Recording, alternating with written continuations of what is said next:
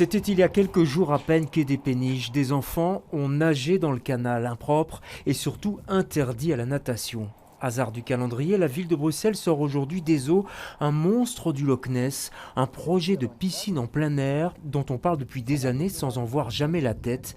Et cette fois, le projet semble construit sur une étude ambitieuse. On nous a présenté un projet très enthousiasmant d'architectes et d'un bureau d'ingénieurs qui disait qu'il est possible de construire 7 piscines olympiques d'affilée dans le canal en construisant un mur de quai supplémentaire. Ça veut dire qu'on ne va pas nager dans le canal, on nagerait dans une piscine dont l'eau serait constituée de l'eau purifiée par des plantes et un système écologique de l'eau du canal. Et le projet, le voici, il devrait changer complètement l'aspect du quai des Péniches en plein quartier densifié et précisément à l'endroit où se déroulait chaque été Bruxelles-les-Bains. Mais installer une piscine en plein air au bord du canal et avec l'eau du canal implique qu'il faut filtrer l'eau à la fois en amont et en aval du canal.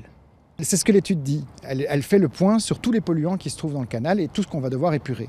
Et puis l'étude dit qu'on peut aussi fonctionner en système en vase clos, fermé. Quand il y a une pollution, par exemple, ça arrive dans le canal. Une autre piscine publique à ciel ouvert de flot existe déjà, mais elle est située loin du centre, ici, à Anderlecht. Ses promoteurs, d'ailleurs, ne sont pas contre le projet bruxellois, mais ils se méfient des délais. Tous les grands projets ils sont aussi complexes en manière planification, financement, technique.